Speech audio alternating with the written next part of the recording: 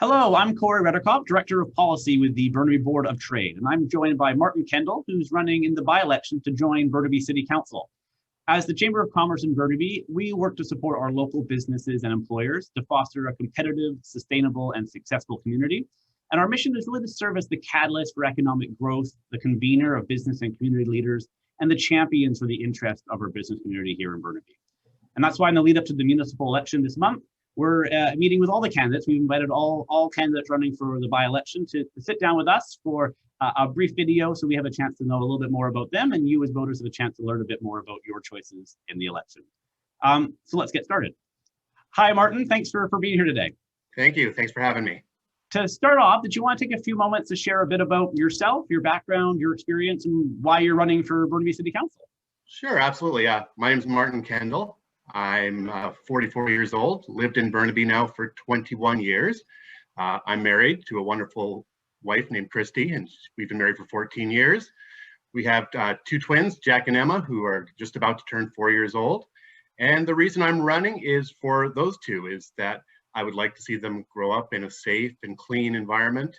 And in about 20 years, once they've gone through university and all that kind of stuff, I'd love them to have the opportunity to live in Burnaby as well. I've absolutely fallen in love with this community. I think it's one of the best places on earth, and I'd really love my kids to be able to carry the tradition and live in Burnaby themselves.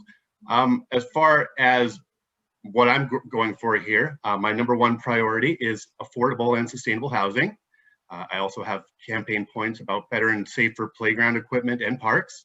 I'm looking for better delivery of city services. I've worked for the city of Vancouver for 10 years, so I have some insights into a union environment and how that works and some of the difficulties you can have making that work well. As well, I'm looking for a lot more accountability when it comes to the city and how they spend money.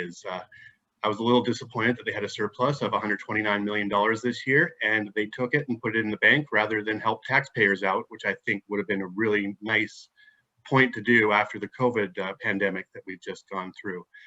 And as well, I'm looking, for the city to move forward and adapt green energy in a more relevant way, I would say.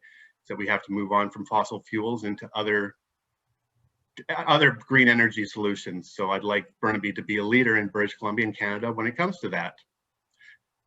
And also, I've been a Strata Council president for 10 years, so I do live in a Strata building, and with Burnaby in the next 10 years, Stratas are going to be coming online like crazy. So I would like the city to support Stratas in a more productive manner. Okay, great. Well, thanks for being here and for agreeing to meet with us and share a little bit about yourself. To help get a sense of your thoughts on maybe some of the specific priority areas that the Board of Trade and our members in the business community would have, I wanted to ask maybe a couple of questions of all the candidates, and across a number of areas which kind of key for us in our community. And you touched on housing there, so maybe I'll start there. I guess what can and should be done in your mind to support affordable housing in the city, and what's the purview and what can be done at the city level itself? Well, I think the number one thing is I think that they need to change their philosophy slightly. I think this dem eviction thing, it's got to go. It's not working well. It doesn't help our seniors. It doesn't help our young families in the area. When you kick them out, you basically are saying to them, you can't live in Burnaby anymore. A lot of these people are really strung financially as it is. By kicking them out, you're sending them to places like Surrey or Maple Ridge or way out in the burbs. And I don't think that's right. I think the city needs to engage in gentle densification, that they need to take single family houses and they can turn them into duplexes, triplexes, and also with basement units. And I also think they need to invest in some more modern solutions like laneway housing and also tiny houses. I think it really boggles me, honestly, that tiny houses haven't really become part of the solution here, especially seeing how it happens in the States. But I really feel like it's going to be a solution. I've had a ton of people in their 30s and 40s come up to me and say, my parents have a house. They have, some backyard there. They know I'm having real problems trying to buy a house, and they would love to do whatever they could to get me started here. And I don't think the city of Burnaby has adapted to that, changed their zoning bylaws to make that happen. And I think we really need to get on that, or else the average Burnaby resident is going to be out of here in no time flat, and the city is going to lose its soul. Okay, thanks for that. And I think I'll pick up on that because you mentioned zoning and planning, and you mentioned gentle density, which is one of the areas that one of our recommendations for the housing task force at the city level was around, yeah, building capacity outside of our four city centers. So picking up on the city center idea, do you have any thoughts on our development pattern? Burnaby continues to undergo major developments as the city matures. There was near record-breaking building permits issued last year, despite the pandemic. Do you have any thoughts on how the city has handled that growth so far, and if you'd like to see anything differently as we grow into the years ahead? I think when it comes to Metrotown, they've kind of done it the wrong way. I think they've made, they've increased density to allow rental housing, but at the same time, by doing that, they're going to be putting a real strain on the streets, transportation, on the amenities in the area. I'm really not liking the way that Metrotown is going. I think it's going to be next to unlivable if they don't wise up and make sure that, that families and seniors and all of them are taken care of. The one nice thing about the lower mainland, in my opinion, is we have the scenery around here, and we're losing a lot of our views with these tall buildings. And I don't think there's a lot of, I'm trying to think of the word here. I don't think that they're asking the residents who are currently in the area what they want and trying to work with the building developers and seeing for a solution that works well for them. For example, I live across from Gilmore SkyTrain Station, right on the doorstep of the Gilmore Place mega project. A couple years ago, when they were looking to rezone, I sent a 2-page letter on behalf of our strata with our concerns about losing views of the mountains, having a 50-story building right in our front doorstep and losing light as a result of that, and never heard a thing back from it. It's really disappointing, honestly, that the city of Burnaby looks at me as a dependable taxpayer, but at the same time doesn't want to hear my opinion when it comes to zoning and the building around here. Okay, great. And one of the main roles of city councils and at the city level is that land use planning and figuring out where growth is going to be, what zoning is going to be around there. So I want to pick up on one angle of that, which is industrial land. So one of the things that we're concerned around is across the region is that the region will be running out of industrial land capacity in just a few short years by some estimates. And these are the job creating, trade enabling infrastructure and land uses that support business. Do you have any thoughts on our industrial lands in Burnaby, how we manage as our population grows and as we put in gentle density, which you mentioned in other areas, how we accommodate businesses that might be in those spaces and finding homes for them within our city and preserving the industrial lands that we have so far? Yeah, I understand that, we have, 98 square kilometers of land in Burnaby's borders, but we're going to have to redevelop that is what it comes down to. Is a lot of these industrial lands were, built in the 60s, 70s, 80s, and as a result, they were smaller buildings as a result of that. We may have to, as some of them move out, that maybe we have to take it down and put some larger buildings in there that will accommodate some of these larger employers that would want to come to Burnaby. I think Burnaby is a very attractive place to set up shop here. We're right outside of Vancouver here, but not quite downtown, so we don't have to worry about the commute. And as well, I think we're very centrally located, is that literally, I could leave here right now and in 20 minutes, I could either be in North Vancouver, I could be down in New Westminster, I could be in Coquitlam. It's a great place to set up business, but I think we have to take a look at what we have and just be smarter about it is I think the long and short of it.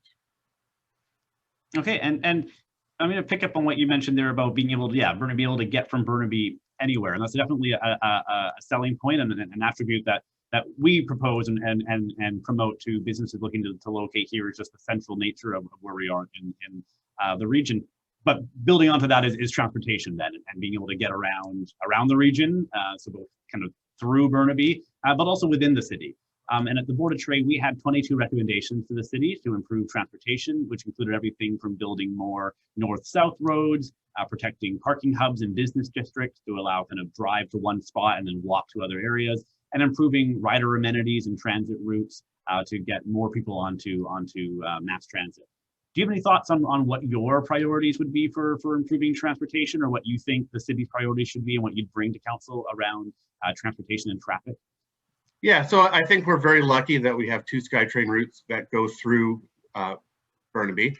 I think we're taking some right steps with the densification around these SkyTrain lines. But I know it's going to be a lot of work with TransLink to take the next steps. As you mentioned, the north-south roads is that, anyone who's driven in Burnaby in rush hour knows avoid Wellington because it's just absolutely crazy. Avoid Canada Way, it's absolutely crazy. Same thing, et cetera, et cetera. I think we need to, we need to get more people on transit. By getting more people on transit, we get them out of their vehicles. We need more people to carpool. We get more people out there. We have more capacity on the roads so people can get places. I don't know exactly what the solution is, and I know this is going to be a big issue with Metro Vancouver and also with TransLink, and we're going to have to work hand in hand about this. But at the same time, I think that, we are taking strong positive steps by making sure that people are living very close to SkyTrain lines, making it a very attractive way for them to get to work. And I think by taking those steps forward, it would definitely help make us an attractive place for people to set up business. Okay, and I'm gonna move on to another popular topic, especially as people are opening their mail right now, is property taxes. Those were mailed out. They're due in a couple of weeks. So I guess broadly, do you have a thought on your philosophy or your approach to maintaining competitiveness on commercial property taxes across the region, and that balance between residential and commercial tax rates in general, and specifically? One of the biggest challenges facing Burnaby businesses is not a city issue, but a provincial issue, but one that rears its head at the city level is this issue of highest and best use. And you may have heard about this, where a business is, it might be a one-level bakery, but because there's redevelopment potential, they're being assessed at astronomical property values, which then are driving astronomical property tax bills. And the Board of Trade has been a real loud voice on trying to fix that. So maybe what are your general thoughts around commercial tax rates, competitiveness on that space? And would you be an ally? What are your thoughts on trying to tackle this highest and best use burden that small businesses are facing in our city, and that are really making it difficult for small businesses to survive in certain corridors or pockets?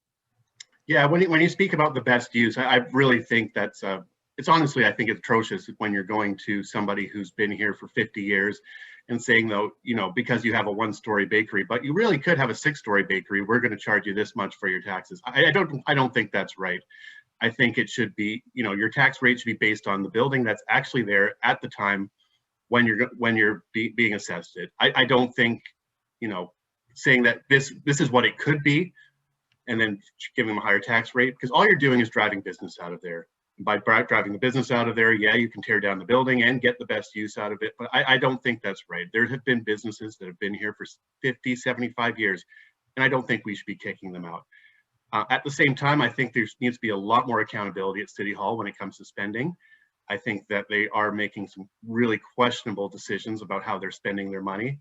I think they need to, step back, assess their priorities. One of the things with taxation, I think that they're missing out on is when it comes to legalized cannabis, is that the city of Burnaby 3 years ago said that when it comes to legalized cannabis and the sale of cannabis in Burnaby, that we're going to go with 4 government-run stores as a result of that. Since that's happened, not a single one has opened. As a result of that, we have people who are going to other municipalities to purchase their cannabis. They're ordering online, or they're going through the black market. By going through the black market, you are saying yes to gang warfare. And that's why you see the shootings and all that in Burnaby, and why we're such an epicenter for that. And that scares away business, honestly, is that if they don't feel safe, they're not going to be here. And we have to step up and make some responsible choices. So stop treating the Burnaby citizen like a child. They're grown adults, they have good jobs, and they're responsible. So let's actually, let's open some private cannabis dispensaries, and let's actually get the revenue out of this, because it's not staying here right now. And as a result, we're not getting the money from that. And as a result, they're going to residential and commercial taxpayers and saying, we want more money from you. And that's not the right way to go. You need to draw the proper sources of revenue before you can start going to the taxpayers and saying, we need more money from you. Okay, and I think we're bumping up against our clock here. So I'm going to have one last question, which I think ties into some of the comments you just mentioned there on crime. And that's been an issue that's been being raised more and more by our members lately. And not really just the high profile shootings in the region, but property crime, the break and enters that are a real grind and cost to business. Do you have any comments on what can be, should be, ought to be done at a city level, or what you might raise on the issue of crime if you were to join council? Yes, as I alluded to earlier, I think we really need to step forward and we need to reevaluate our bylaws as it comes for cannabis dispensaries.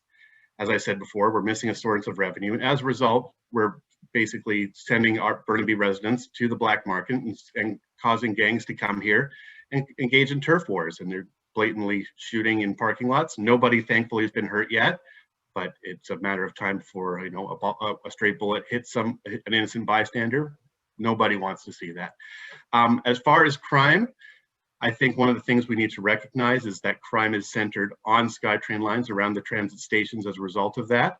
I would like to see a cooperative strategy network set up by the city of Burnaby, which allows them to, you know, let stratas in the area communicate openly with each other, and as a result, set up things like neighborhood watch. Or, you know, I think when it comes to crime, that, you know, the people in the neighborhood are your best ally. And I think also you need to make sure that your police force is properly funded, and you make sure that you have enough people on the street at all times. I think that, you know, the province and the federal government have taken a step back and frozen funding due to certain things, but I think they really need to invest in this, because the safety of our citizens, I think, is the #1 priority, more than anything. Honestly, it has to be a safe community. If it's not going to be a safe community, people don't want to live here, businesses won't want to be here, and you lose and Burnaby loses its soul. And that's the one thing I'm running for, is I don't want Burnaby to lose its soul. I want this to be a nice, attractive place to live, to work, and you know, I'd like the next generations after this to have the exact same thing. Great. Well, Martin, thank you very much for taking the time to come and speak with us and our members and share your thoughts.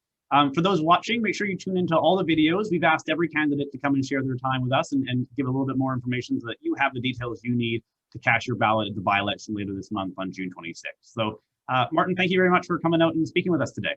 Thanks, Corey. Have yourself a good day. Take care.